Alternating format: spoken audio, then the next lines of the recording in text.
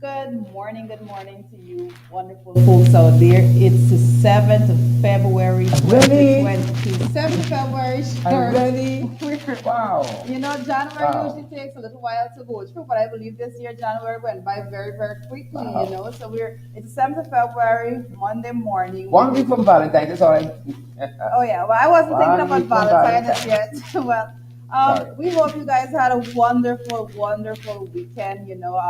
I had some folks ringing me during the weekend, expressing to me what they're doing for the weekend. People are actually They having, wanted you to get involved. That's what they wanted. They wanted well, company. basically, well, I had quite a cool weekend in Sheridan. I know persons out there had a very filled weekend. I saw a lot of persons Mm-hmm. actually went to church Mm-hmm. yesterday. I was out and I saw a lot of persons coming home from church. That's good. That's good. You're going to start with next. I had some very interesting conversations during the weekend with some older folks, but I like talking to older folks, you learn a lot. So She from like talking to the young ones like me. She does.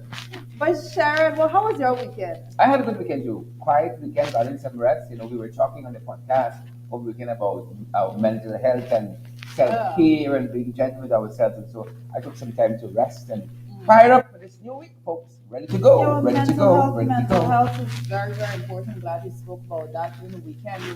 Persons, we need to check on our friends, check on our everyone. And I see that little quote going around, the little hashtag, check on your strong friends.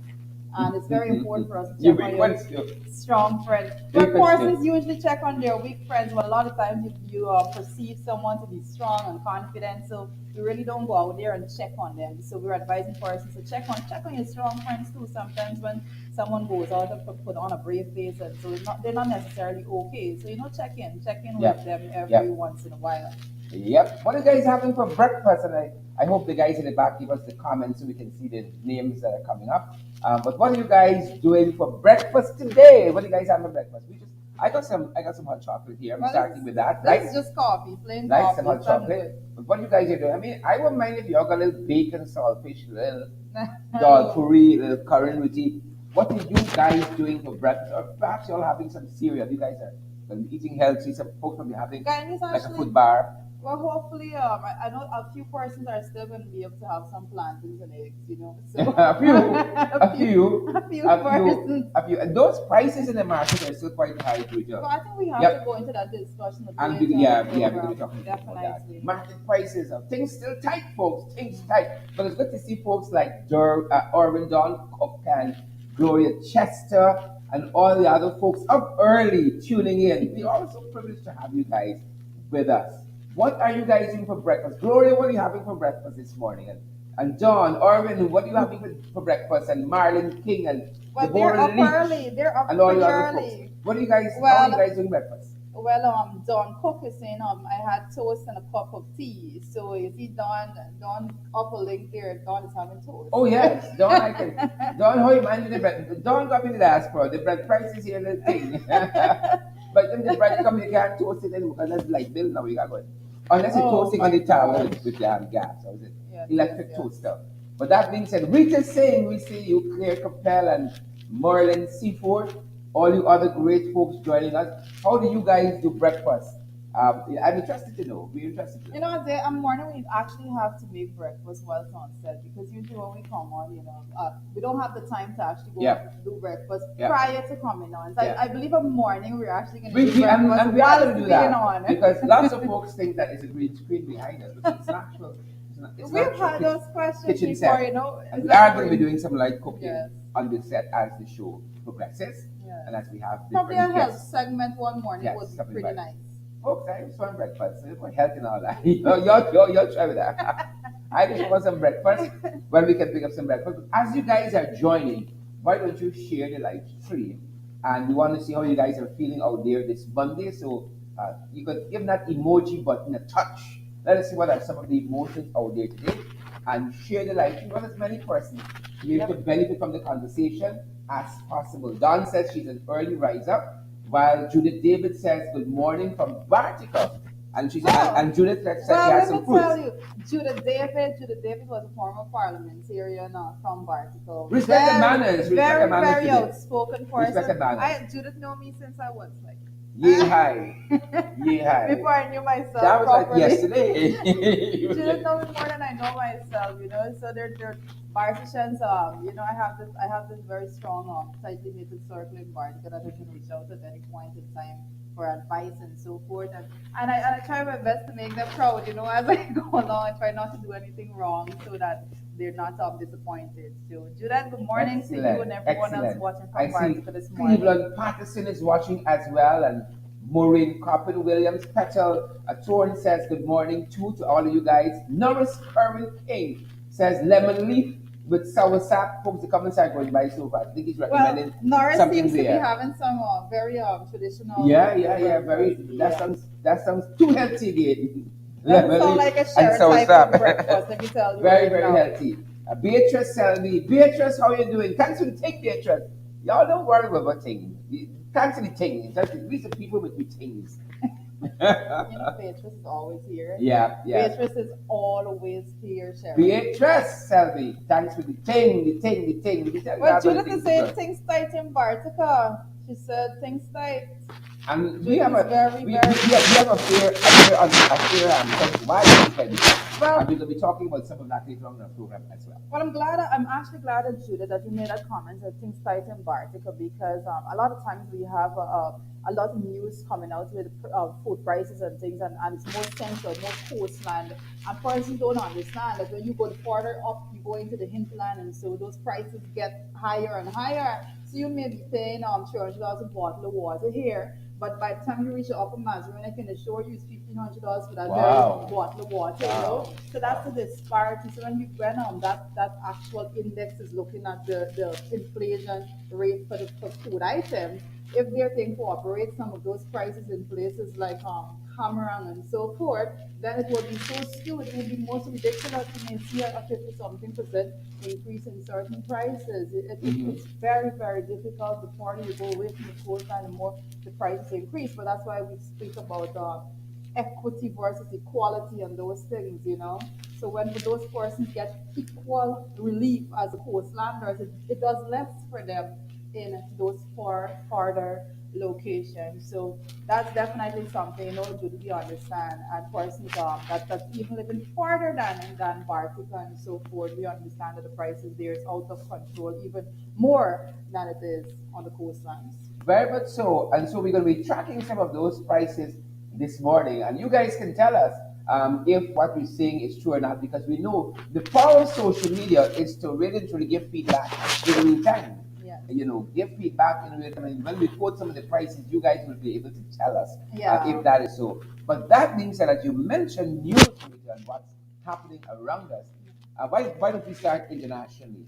And yeah. Oh, but internationally, I want some person I can sip my renowned Indian singer Lata Mangishkar died. I know this Lata is a well-known name when it comes to Indian singers throughout Yeah. the world. Yeah. And not Yeah. only is Thousands of songs. but not only the thousands of songs. You know, sometimes there are a lot of people that went out there and they sang a lot of songs. I mean, she had the most beautiful voice and all of that, but her personality, everyone that met her said that she is this most cheerful person, this most kind-hearted person. I know when you have that personality and you go out there, you never work a day in your life when you go out there. So she was enjoying Yeah. what she was Yeah. doing. I think she toured Guyana in the 1980s, in October of 1980. She actually was I there. didn't know that. And I didn't know that. everyone that came into contact with her, they spoke about every single one talk about this beautiful soul altogether. She was a beautiful soul. So the world has lost a tremendous person, and we as Guyanese, the Indian community, not only the Indian community, you know, our culture, we always talk about the melting pot, diversity, and everyone celebrates in Indian music and so forth. So we have lost someone very dear to Indian music, and we can only say it is very sad feeling And altogether. I think Lata Mangeshkar's career even transcended that, and she became a cultural icon in Yeah. India. And it was such a tremendous sight to see her being given a state funeral. And I mean, who can say? I mean, you have to have a real body of work Correct. as a singer to be given. She wasn't a politician by any means. To Correct, be given a correct, state funeral, that is the kind of status correct. Latin Mangeshta and character that Latin Mangeshta rose to be internationally. And again, our thoughts and prayers for all our fans and family and loved ones and so on. Correct. Really, really big, larger than life personality. And we only have a very few of those persons in our generation, in our time.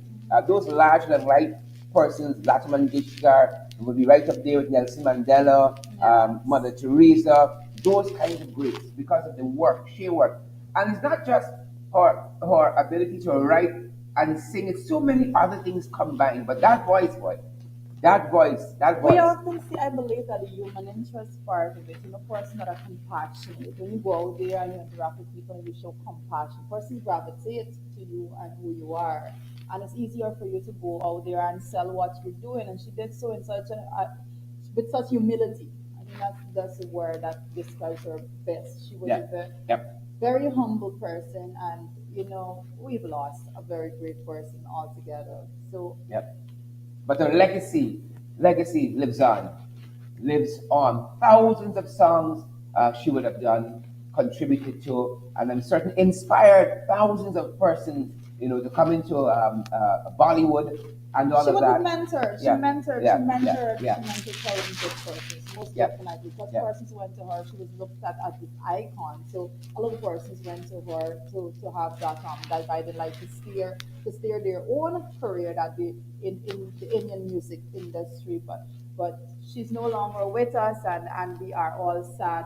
Not only we join with India in grieving her death.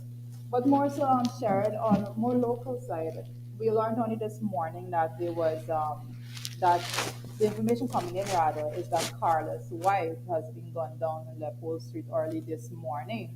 The details of that is actually yet to come, and as that comes forward and so as it unfolds, we will be bringing that news to you. So we have our own tragedies to deal with right here in Guyana. Yeah. And every morning we say we hope we don't have to bring you sad news. It's not something that we want to do in the morning, but that's what it is. Wow, wow, and the authorities got to do much more. I don't think you'd have a person that would say that the authorities have done enough where crime and pushing back crime Correct. is concerned. The authorities got a lots more. I mean, you hear sometimes on and off them saying, "Oh, the serious crimes are done and so on," but we on the ground, the folks feel it. If you can't step out in front of your gate properly, then you don't believe what those guys are saying. If you're seeing on social media, like you're seeing us, school children in front of Bishop's High School, for instance, just last week, standing up talking about Yeah. schoolwork and so forth, being robbed, then we aren't convinced that crime is going down at all. And Just let me intervene right now, Cheryl. You see now, Ruth is saying, asking you to fix your mic. So I'm not sure if the audio is muffled or what is going on with that. all right, Ruth, and Casey, Ruth, we hear you, Ruth. We're gonna address that and make sure that our volumes are good. We're gonna make sure that our volumes are good, and we hope you can hear us. Might be sitting on the neck jacket. We're gonna make we don't have all the political circus here, really, and so forth. But we're gonna make sure that the audios are good. That being said, Ria, take the lead. Well, I actually want us to move forward into a more topical issue when it comes when it we've been listening and we've been hearing a lot about corporal punishment. Over the weekend, I took some time to do some research on corporal punishment in our schools, and I can tell you that there's a lot out there that persons don't know. But yet, this whole discussion came up because of the incident that Cummins Lodge set in our Yeah, school yeah, with yeah, a yeah. child being flogged, right? So it opened this whole discussion again, and this discussion there's a lot of persons for and against corporal punishment in the schools. So, but one person needs to understand is that there are actual guidelines that actually is put in place to guide the process of corporal punishment in school. When we were growing up, and I think I was still in primary school before that, before the laws was actually changed. I was still in primary school. I think it was 2003. There was an amendment down there, if I'm not mistaken. But basically, what it was before is that children used to be flogged by any teacher. You just go to school and somebody think that, oh, you didn't do your homework or they're teaching you something and you're not learning fast enough, so that that require them to put lashes on you. Well, we have, we are evolving as a people. I believe it's important for us to know that a lot of times, a lot of things that were done in our parents or grandparents is it was done because that's the best that they knew then. Today we have so many researches done Yep, on yep. psychology and the effects of these things that we can't ignore. We cannot pretend that we are living in a society where persons did not know better and we want to continue in 2022 when we know better. We are a very progressive society. We are learning every day and things are getting better. So I dare say, Sharon, I don't know what your experiences, but I was raised without getting one single lashes from my mother nor father nor anyone. I went through the school system. I never got a, well, my mother makes it clear at the beginning, with my child. Well, I'm very excited. I got Hairs. plenty lashes. I Yeah. lost it didn't do nothing to change me. But what did it do? It didn't do nothing. So you went back. I just same bad name child as before. It didn't do nothing at all. But I'm saying this.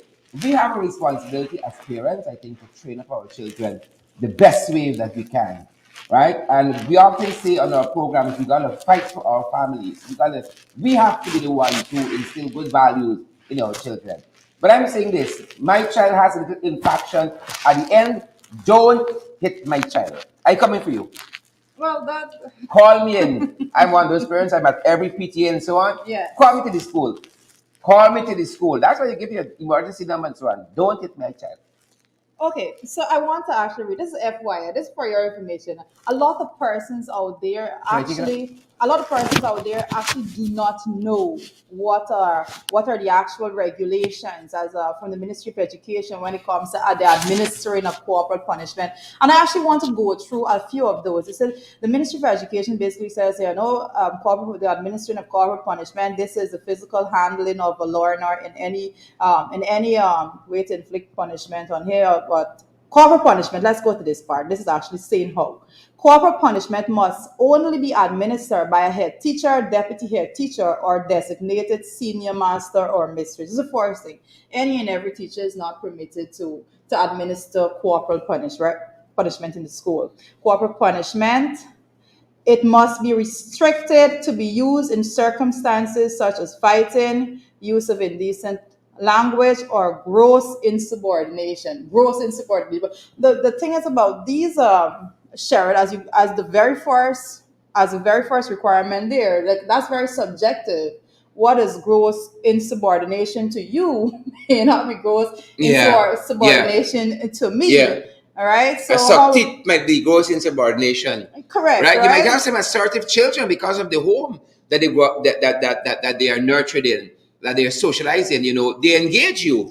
This color is red. No, this color is pink, sir. Then this is why it's pink. You might think that is being insubordinate because you say it is red, but it might be an assertive child too. But it goes on to say the corporal punishment must only be used in cases of continued display of unacceptable behavior or in grave circumstances. What are these grave circumstances again? Who defines what these grave circumstances? I don't want somebody with a little bit of issues at home going out into the school and believe that they can take out whatever issues they have at home on my child in school. So I have a bias. Let me just put it out there. I am 100% against corporal punishment. I have seen absolutely no research or studies done anywhere that shows that corporal punishment actually fixes an issue.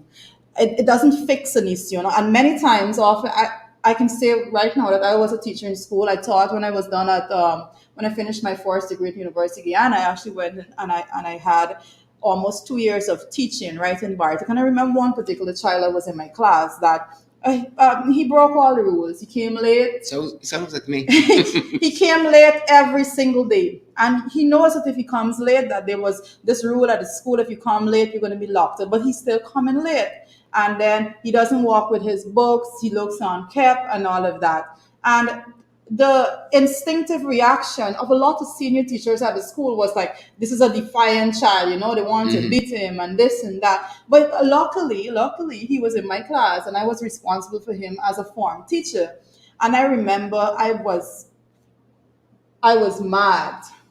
to use that correct terminology. I was very mad. Mad as hell. One day when I got to the school and someone told me that they locked him out of the school because he came late. And I went as his teacher and I took him inside and I said, this is not going to happen.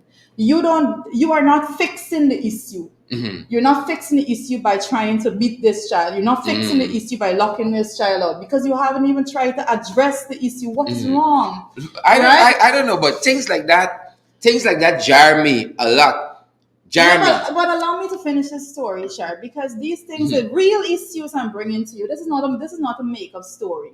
You know, I went to the head teacher and I said, this child, we need to speak to this child's parents. A team from the welfare department went up with the head teacher to his home. And when they got there, they were so moved by the situation altogether. This child was walking close to 10 miles to go to school in the morning. Right? That's how far he was living away from the school. He was living in a situation that nobody would want. And then when you come to school, it's another struggle with the teacher. When that child went to school, now, that school should have been the safe haven for this child. That this child could go and relax. The school inflicting more violence. Is inflicting more violence. A child that is being beaten at home by his father, break a chair on him, and those things. And then you're going to bring that child into the school system, and your method of fixing and correcting is to administer more abuse to that child because that's the right way. And you know what? After that, a lot of persons wanted to help and say, well, they're going to provide lunch for that child and all sorts of other help they were offering. But after the fact, well, my point is that if I did not push for them to go to the root of the issue, they would have said, oh, put some lashes in him today, put some lashes in him tomorrow. And they do not fix the issue at hand. So we can't do that. Another one of the guidelines says males should be punished in their hands or on their buttocks, while females must be punished in their hands. A lot of these persons you'll find it in a slave book, though. Well, you find it in a slave book. Well, that's how it sounds to me. You find it in a slave book, too. Well, that's what it is, and let's just be quite honest with it. Learners must not be punished in the presence of other learners. This is one of the most important. But that one was contravened because in that photograph with the Cummins Lodge child, it was in the class. No. And it was students who were taking the photograph. Listen to me. That is not a situation of that one. It is never done in the absence of other learners. Every single time a child is administered corporal punishment, it is done as a way to humiliate the child. So it's always done in front of everyone else, right? Folks, I can tell this story really struck a chord with Juita. I can hear it in her voice. It has struck a chord in her. This story with this Cummins Lodge issue here. Because it's not a Cummins Lodge issue. And I've had so many reports of other schools. I'm not going to call those schools' names out right now, but I've had so many reports of other schools in which children are being beaten because they're taking longer to learn. But I think they can't learn. I think it's corporal punishment is not only being beaten. I think there are other forms too that to me has no value. And sometimes with the age group, and I'll tell you one, there's a private school, Rita, that I was coming out. My son was going there years ago. And I left the school in the morning and I was walking out to this school. I saw a little child, couldn't have been older than 5 or 6, standing on a bench in a class with other students. Right? So I left the school and I drove up the road. I had another assignment to do. I spent about 25 minutes and when I was passing back to school because the class was being held open air on a shed in the school, I saw the same child, about 5, 6, standing up on that bench still. Wow. Right? Close to half hour later. And I stepped back in the school. I didn't go to the class. I went to the office. Yeah. And I asked, what's happening here? What's your policy on discipline? Correct. Right? Because if I'm sending my child, I pay my money too. Yes. Right? I have an issue with that same private school too, because my son corporal punishment was applied to him once. He said to the point where the teacher broke the ruler. Wow. Right? So but who here now, determines, Sherrod? And let me when I engaged when I engaged the HM, I put an asterisk over that school, you know. When I engaged the HM said, yes, sometimes you gotta beat them. Well, I'm sorry. My child would have been You out. I know. have no issue So with I I put an have asterisk no over those two issue with incidents. removing my child from a school even if they've been there for 2 days. I don't have an issue with that, right? Another one persons need to know. This is for your information. I want to give the information when it comes to this. In administering corporal punishment, the head teacher must use either a cane or a strap no longer than 24 inches, no longer than 24 inches. You see, persons are out there. A lot of persons are out there. A lot of children are out there being brutally abused in our schools. When we send our children to school, and this is what bothers me. This is what upsets me, angers me. What angers me is the fact that the children that are being abused by the system are actually children that need help from the system. You would see, Cheryl, a lot of children that the majority, if not all the children that are whipped and flogged or whatever, those children are the ones that have such dysfunctional homes. Those are the children that are going to school without breakfast in the morning. Those are the type of children. You will never see somebody drive up in the Prado and drop off the child, and then during the course of the day, that child getting flogged. No, it doesn't happen like that. The children that needs the attention the most are the ones that are And being even missed if, because the parents driving up in the product, the teacher's thinking twice. before they hit that child. The teacher's thinking twice before they hit It's that the child. children that the parents don't show up to the PTA meetings. Those are the children. I say sometimes those are the I-pass, the children that they make the I-pass. But I'll be their voice. Let me hear about it. I'll be their voice because we were all there as children, and it is our duty and responsibility to make sure that we safeguard these children altogether. I want to say that a lot of times we look out and we see, as parents, we look and say, oh, this person is doing so well in society. This child, you top CX, see this child top cape. But are we willing to treat our children in the same manner that that child's parents is treating that child in order to get that result? Once a baby is born and you're cradling that baby, you have a responsibility to care and nurture that child and to treat that child with dignity and respect, to let that child know you can be great also. You don't have to come from a wealthy family. I use myself Yeah. as this example. Yeah. I came from poverty. I came from a dirt poor family. And my mother spoke to me with respect and dignity. And she always put it in us, you have to do great. You have to get up there. You have to do great. So although we could not even afford food some days, today I can sit at the level of parliament because my mother put that in my head that it did not matter what situation I was born into. She was going to treat me like parents treat their children that want their children to be great in this life. So you don't go to the schools.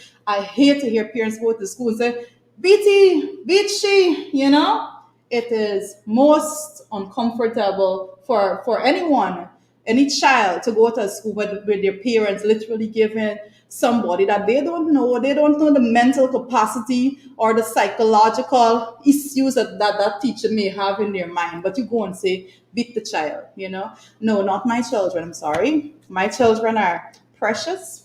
And But no I'll one, only say that this is not a discussion we can conclude here. yes. It's a broad discussion we have to have. We have to have it as a nation and as a society. And the other hat that we wear as legislators in the National Assembly, we have our part to play Yes. ultimately too. And as parents, we have a role to play. Another side of the discussion, I can hear some teachers say, well, y'all know some of them children in this school system. That's another kind of discussion we have to have. Broad discussion on how do we move this issue forward. Time, science, and a whole host of other issues have overtaken us in some of these issues. We once thought that the world was flat, but because of progress and what we know now of the universe and our own world and solar system and so on, we Yep. know that the world is round. Again, time and science overtakes us in some of these issues. We once thought, well, not we, there were folks who once thought that slavery was a good thing. But again, thank God for progress. So, but these are discussions that we have to have. We have to have as an educational system. We can't just sweep it under the carpet. And now is a good time as any. It's a teachable moment for all Yes. of us to engage these issues and find a way But forward. I just want to go through the very last requirement in administering corporal punishment. I just don't want to leave it haphazardly. The very last bullet point by the Ministry of Education is that cases of corporal punishment must be carefully documented in the misdemeanor book on the same day the punishment is administered. So it's just not a haphazard thing. You pick up a whip and you get vexed and you drop some lashes in somebody's child. That's not the way. The Ministry of Education clearly have those guidelines set out. But I dare say, Sherrod, and I actually want to, I dare say, and I want to read this, that the United Nations Committee on the Rights of a Child has defined corporal punishment in these words: any punishment in which physical force is used and intended to cause more degree of pain or discomfort, however light. In view of that, the committee basically saying corporal punishment is invariably degrading. This is the United Nations Committee on the Rights of a Child. The United Nations is saying this is degrading. And a lot of things, we went to the National Assembly with the cross-dressing bill and we said that we have to adopt principles that are universal. So we expect to be at the level of the National Assembly adopting the same principles that are universal in terms of things like these, corporal punishment and so forth. We can be halfway. We are trying to be progressive. We know more. We have psychology in play right now. Mm-hmm. And I dare say schools need to have more psychologists on board. We have to have more psychologists at school level so that we address the issue. We just don't just go hitting on the surface. We address the issue. What is the root cause of these issues? Sharon, I could talk about this for days, so let's just move on. Let's just move on. That being said, folks, great to see so many folks joining us. Again, I see Marlon Thomas. Marlon, good to see you there. Good to see Melva S. Brandt. Good to see you. I hope I'm pronouncing this name right. Melva S. Brandt and Bernadette Parks and Andrew Cuthbert. All of you folks, good to have your thoughts. Melva says, I was so afraid of my head teacher. He used to greet us at the gate with a wild cane, always beating us, beating his baggy pants. I will never forget, rather. I was afraid of him as a kindergarten student. I realized I was beaten for not wanting to attend school. I was afraid of him. Well, the comments are going by so far, but thank you for that comment, Melva. And good to see Claudia Tyndall and Glensis Bingo Byrne. Glenford Gordon has joined us as well. Robin Noreen. Folks, we want as many persons as possible to be able to benefit from this morning program, FYI. And for those of you who are now joining us, thanks for tuning in to FYI. Ensure that you guys, the hundreds of you who are watching us, that you share the live stream. And we want to know how you're all feeling on social media too. So we want to see those emojis as well. Rita, where do we go from here? But I want you to lead this part of the discussion, Sher, because we had a lot on social media in the news about EITI. Mm-hmm. What is going on over there? Mm-hmm. Well, I know that EITI is for long story short, is an oversight body for the extractive industries. Transparency, more so. It's an oversight body that deals with transparency and good governance and all of that of the extractive industries. Well, you all know that these things are just on paper for this new administration. That's the fact of the matter, right? It's just something on paper. They don't actually want the oversight. And so just over the weekend, and folks, just over the weekend, let us pick it up there. The head for this agency, the EITI body, was terminated by the administration. And he is claiming that it is because he did not, he was flagging some. I want to just put in his name there, Dr. Rudy Jadua? Dr. Rudy, let's just leave it. Dr. Rudy, I'm the good doctor. Up your name here, the good doctor. And he was terminated over the weekend. And he's claiming, according to Starbuck News, let me give Starbuck News the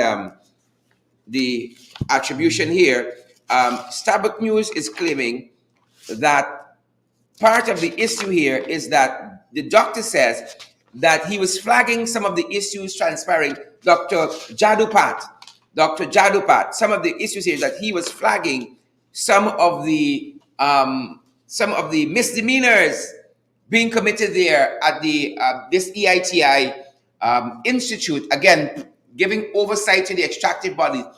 The PPP, the installed regime, they're now proposing Dr. Prem Mazir. Now, Dr. Prem Mazir, let us face it, is hardcore PPP. you won't see Dr. Premise here saying anything negative about the administration. So again, this seems to a lot of folks, and Sabbath News did a whole editorial in it just this morning. This seems as though it is just another way of having a yes man there. Well, Parsons, that institute, the Extractive Industries Transparency Institute. When we think about what their role is, the very fact that it looks at transparency, we understand why they would want to actually move someone from there. Let's not try to be very politically correct about it.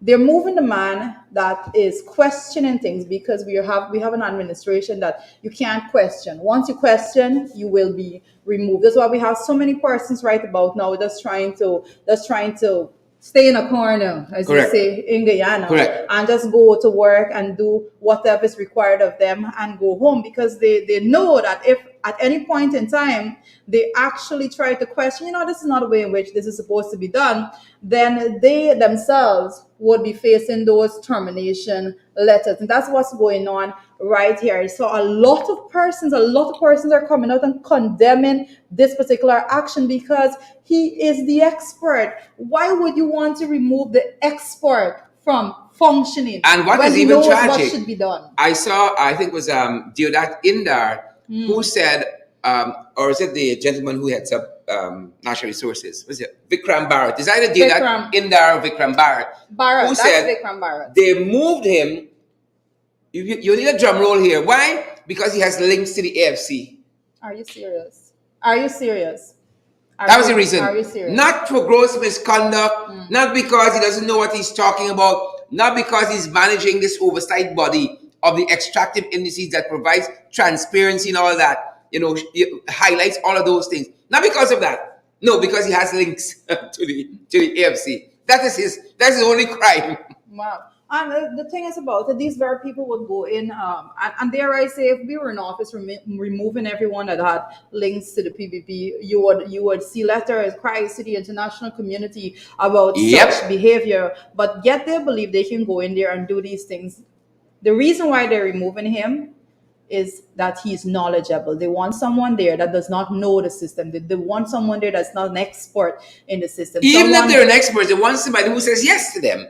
Yes, and don't point out their flaws. No, but That's I what they want. I keep saying they don't want someone there that's an expert, because their track record will show that they like to have persons that are misplaced. Basically, they like to try to fit the square pegs in wrong holes, because when they do that, persons are least likely to question their actions and how they do what they do. And this can actually bring us the memory of Dr. Vincent Adams and how they removed him as well. The expert, Dr. Vincent Adams. Yep. You cannot find another expert like that man.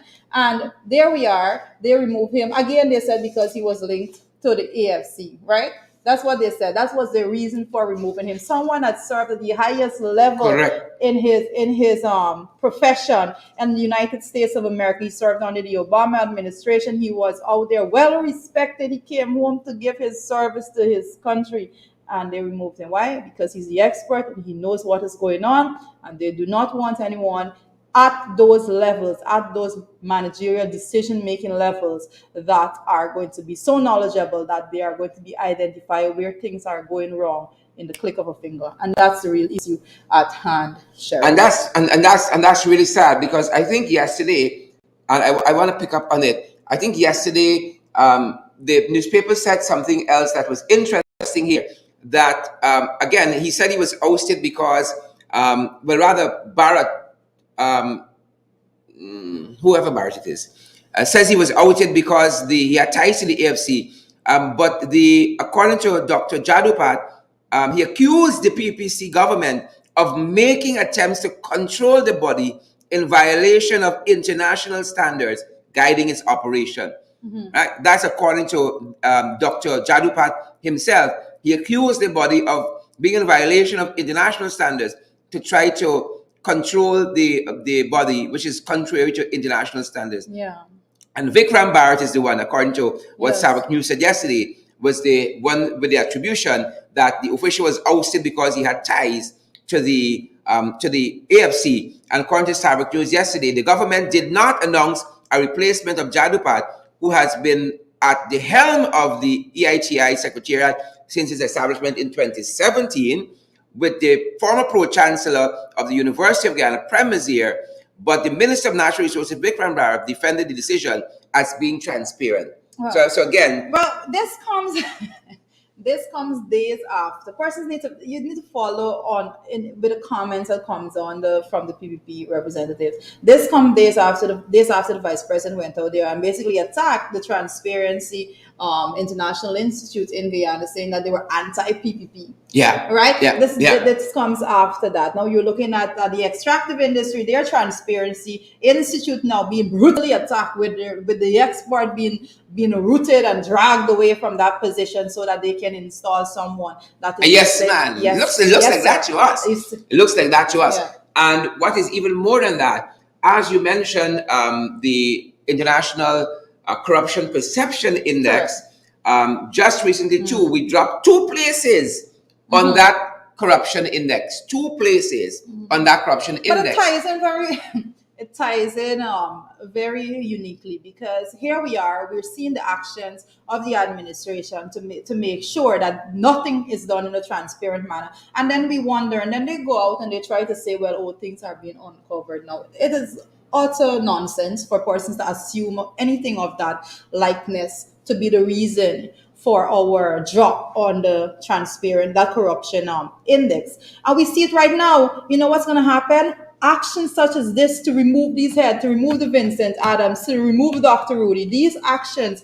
are going to make us drop even farther down. But it's the PPP administration we're on. And if persons they remember, in 2012, we were at our worst point ever in the nation's history when it comes to the corruption perception index. So you can go, like I said, fact check what we're saying. This is for your information, and we only bring you the credible information. Yeah, and interestingly enough, Jarita and guys, in I think it was 2018, we did our best on the corruption perception index because we moved 12 places. We improved 12 places. And I think we have some information, graphic-wise, to show you that over a 10-year period on the corruption perception index, how we did on that index. And folks, these are the facts. These are the facts from the index of itself. This is information pulled from the index. Now, folks, we go this route because oftentimes people want to say, oh, this is APNU AFC, so they're going to be negative anyhow and so on. But this is the index itself. But if I can tell persons looking at that, the Guyana Corruption Perception Index over the last 10 years, you would see that in 2012, you see that point a little lower. Now, let me explain why it's lower. I don't think lower means good in this case, right? It's lower because the closer you are to one, the first person's countries ranked number 1 and 2, those are the most corrupt. Right? So in 2012, we were closest to that ranking of being most corrupt. And then in 2013, and then in 2014, and then in 2015. And you see there, if you go right down, you will see in 2019, we had that lovely ranking. And in 2020, we still had a good ranking. But then after a full year of the PPP in office, there you see us dropping back down again, heading very strongly to being very corrupt. Once again. Yep. You see, folks, we often say here, we do our homework. This is directly, these figures, you won't get different figures. Anybody do this research because this is pulled directly from the International the Corruption Perception Index. How we have fared over the last 10 years on that index. And again, the country seemed to have done its best under the last administration, the APNU AFC administration. During that entire period, we were getting better. The entire period, we were getting better because, and there were some quotes that I don't have it at my fingertips right now that actually quoted the reports that was commending the government of Guyana of the day, that was the APNU AFC administration, for the efforts they had put into holding a person accountable for the misuse of public funds in office. And that's something that we didn't say. This is not a report that was coming out of Guyana. This is the international report. We're talking about corruption perception. So every time it's easy for the PPP ministers and the representatives to go out there and say the coalition was corrupt. But when it comes to the cold hard facts, the data, it shows that there was never a government in this country's history that was more corrupt than the PPP.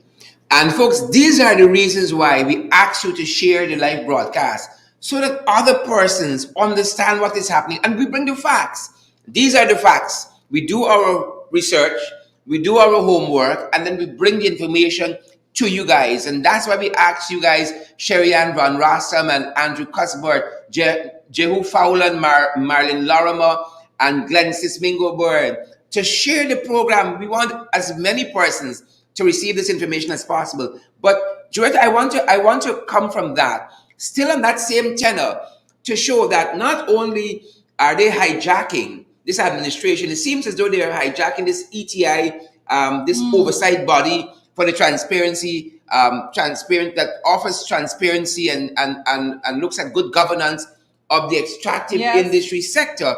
But there are a number of bodies locally that should be constituted, that should be operationalized, that have not been in over a year of this new administration.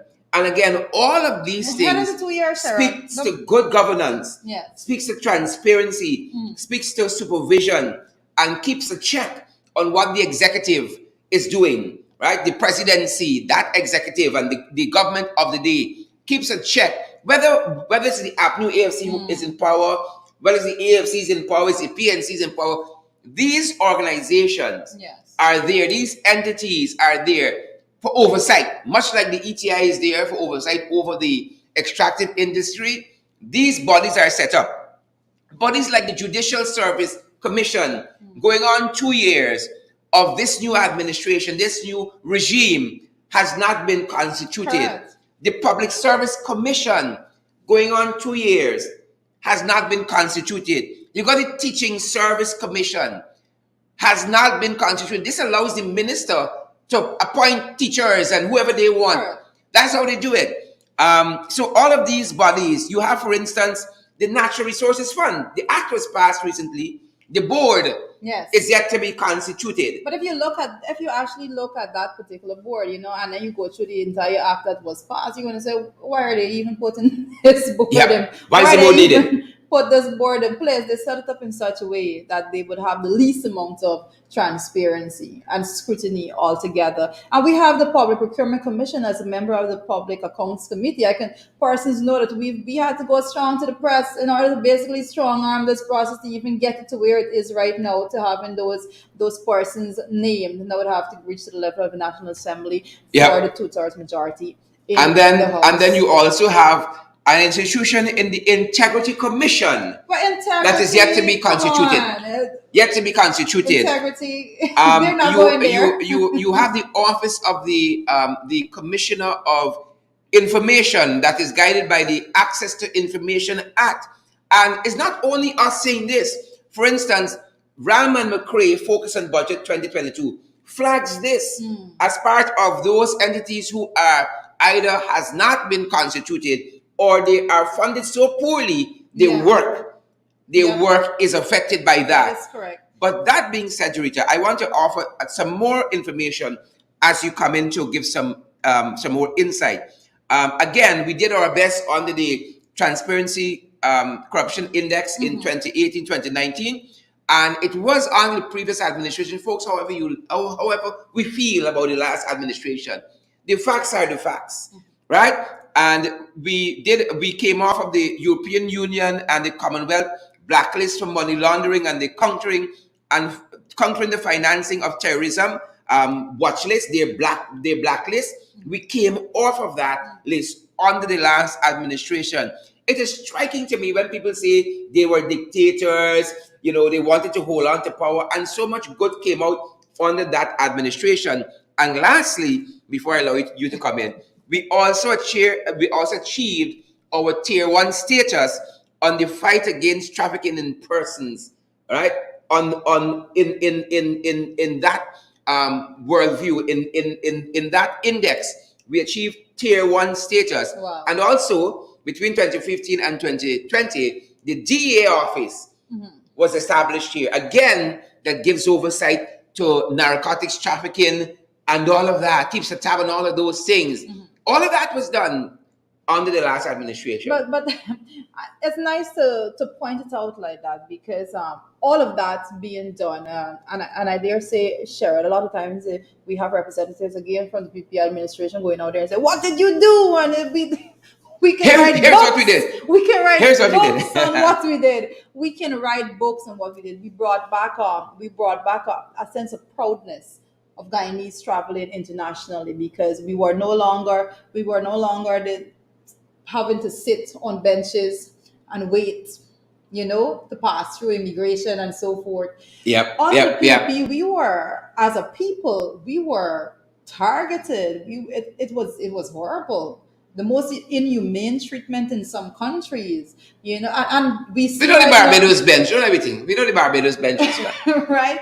It was crazy, but Sharon stated a very important point. You stated a little earlier when you were talking about if those persons, if they're not constituting, some of them not given enough resources to actually do It's like the you work constituted. that they need to get Same done, thing. right? And we have an example. We have the examples actually when it comes to the constitutional agencies and the way in which the court ruled on that, and the PP went to the House to actually put systems in place that they still had control over these agencies and their budgetary process and stuff like that. And what persons must know, even with all of that being done, the PP still went to the House last Friday and voted, used their majority, well, not in the entire House, but at the level of the committee, used their majority to vote to have the time for us to scrutinize those agencies cut down to 10 minutes.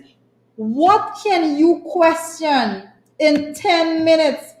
What is your line of questioning in 10 minutes? But again, anytime it comes to questioning the way in which you're spending taxpayers' dollars, they make sure that they have very little scrutiny. And if they had their way, they would have no scrutiny at all. It's just because it's the requirement of Parliament, and it's just because they have to go there and put on this show that they would show up there today to say that they're answering questions. Correct is right.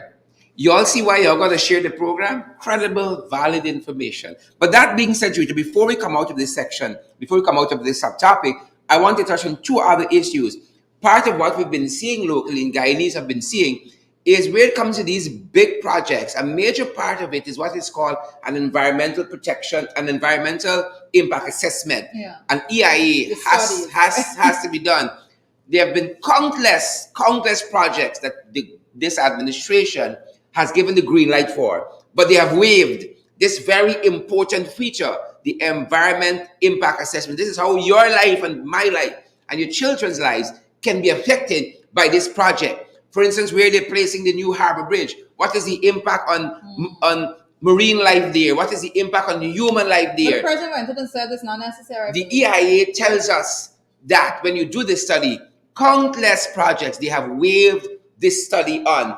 But what's more interesting, this is what the Canadian High Commission, Mark Berman, said recently, right? According to the report we have, he stressed the importance of the environmental impact assessment. He said, the High Commissioner to Canada, failure to undertake this type of due diligence could result in costly, harmful effects down the road. Because he understands the effect on the environment, the effect on human lives as well. Another bit of information before we come out of this subtopic is a statement put out by the American ambassador to Guyana, Sarah Lynch. Last year, early December, the 9th to be more specific, the 10th was International Anti-Corruption Day, right? And you guys would know that the current regime, they were in power for a long time prior to 2015, 23 years to be exact. And imagine Sarah Ann Lynch looking for models to point to of anti-corruption systems that were in place. Before she couldn't find any. So she is constrained to look towards the coalition period. And this is Sarah Ann Lynch in that press statement. She says, in 2018, the Guyana Public Service Commission was constituted after 13 years. Mind you, that's one of the institution I just mentioned that is now defunct. It has not been reconstituted. But it was constituted under the Granger administration. We said the man was a dictator, he didn't want to hold on to power. But Sharon, Right? that particular commission, we have to spend some time on it, but not today, because I actually have to bring information to persons in the public service how about their a lot of rights they have that they're basically a lot of them don't know about when it comes to the Yeah. use of And if you these don't know your laws, rights, you have them right? trampled. Yeah. So here is Sarah Ann Lynch telling us in December of last year that in 2018, the Guyana Public Service Commission was reconstituted after 13-year hiatus. This was a step towards ensuring fairness and transparency in the public service system. She goes on, the Whistleblower Act Yeah. of 2018, Yep. which seeks to protect persons Yep. making disclosures from retributions from others, including the public service, was also passed. This is Sarah Ann Lynch, the American ambassador. These kinds of legislative reforms are necessary parts of a successful plan to fight corruption. And at the end of this press statement, the ambassador was saying to the present regime, we look forward to your measures to curb corruption. We're yet to hear of them. She was basically saying that, hey, prior to 2015, y'all didn't do nothing. The coalition was in office, they did the work.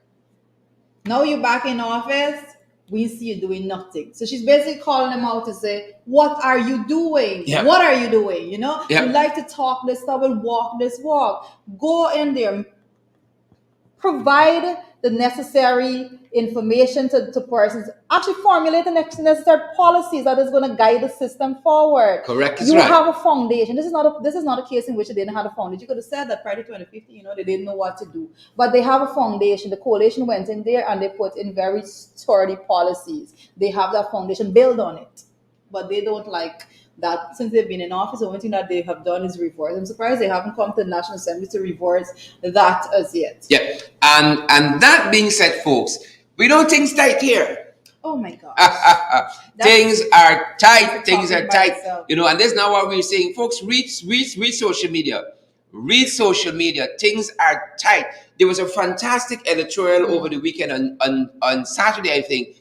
Again in Starbuck News, talking about the header for the editorial was, I think, high prices and high hopes. Yes, high yes, hopes yes, and, yes. and high prices. And Starbuck News, again, we go to these independent media houses, because when we say it here, y'all can say, Sharon is part of the opposition. Y'all can never just see Sherry Duncan, host of this morning program. Jurita is APNU AFC, so they're not going to like the government. They're going to make up story. Folks, this is Starbuck News talking about high hopes and high prices. Look at what they pointed out. Some of the prices and how things have gone up locally. Could we get a graphic, guys? We're racing to program time, but we have to share this information with you folks. High hopes and high prices is the header for the editorial. And again, the argument was, because we know they have been making it, that prices are high internationally, and because of shipping and logistics and all of that, some of these prices are high. But what Starbuck News was pointing out, this is stuff grown locally. But this is part of that editorial, high hopes and high prices. The editorial says, last Thursday, we were told by the Finance Minister, Dr. Ashley Singh, that inflation is 5.7 and food inflation is 11.6 in 2021, economists due to finance. Housewives know better. The situation is far more dire. This is according to Starbuck News, telling me that things tight. This is what else they said in that editorial. They end the editorial in this way, folks. This is Starbuck News. This is not APNU AFC News. Starbuck News, just Saturday gone. However, when one looks at it, this feels very much like inflationary times at the moment, when the people are expecting a better standard of living. In this interval, the size of the chasm between the technicolor dreams painted by the government and the lived reality of the working class Guyanese can also be a measure of the country's political stability. The greater the disconnect, the higher the dissatisfaction. In this respect, more could have been done in this budget for the working poor, but the government has chosen its path and must now look to preach patience while promising the moon. That's Starbuck News. That's Starbuck News. That's Starbuck News. And do we have the numbers? We can run through them quick. Folks, these are some of the prices Starbuck News quote, where things were and where things are now. These are some of the prices. Let's run through them quickly. Stabrook News again in that editorial. This is Stabrook News numbers, not New AFC, not PLC. Stabrook News doing their own independent research in their own deliberate judgment. Cassava was $60, is now 200. But person needs to know that even though that they're reporting that, even though that the report that you just read is saying that the inflation is 11.6% for food inflation, you see cassava price, they're moving from 60 to 200. That's more than 200% increase, right? Person needs to know these things. Yep. Plantain was $60. It's now $200 in some places, and we know it's more expensive some other places. Sweet potato went from $60 a pound to $80 a pound. Right? So sorry, sweet potato was between $60 to $80 a pound. It's now $220. Belange was 3 for $200. It's now 3 for $500. Cucumber is $100 for one. Wow. Squash was $100. It's now $300. Orange is 4 for $500. Ginger was $360. It's now $800. All these things are grown locally. Celery was $300. It's now $800. But I stopped cooking with ginger and celery. Coconut oil was $320 a liter. It's $580. Bread was $260. And that's for it's the now small $300. bottle. That coconut price small bottle. Flour was $420. $480. Butter was $460. It's now $560. Tuna $180. It's now $240. Bangameri fish. No, that's a special right? one. Was 6 to 7 was for 1,000. Between 6 and 7 pieces was for 1,000. Now 4 to 5 pieces 1,000. White belly shrimp was $300 a pound. Is now 1,000 a pound. Whole chicken was $1,200. Is now $1,600. Right? And the chicken is smaller according to Stabrook News. Duck, I know Dave, our guy, helping us this morning. You like duck? Dave give up duck now. Was $460. Was $800. Beef, Chirita. We got to give up on beef. Beef was $400, is now between 8 and 1,000. Sugar that we produce in hay, that we pour all this money into Skeldon and all the sugar estates, billions of dollars. Sugar was $60 a pound. It's now $100 a pound. Milk from $400 to $540 a pack. Things tight. Well, based on those prices, I see the headline is high hopes and high prices, shared. But based on those prices, I don't think the hopes of persons are going to be high anymore. What is there to hope for? What are we expecting when we don't see the policy measures put in place that's actually going to combat what is going on right now? Things tight.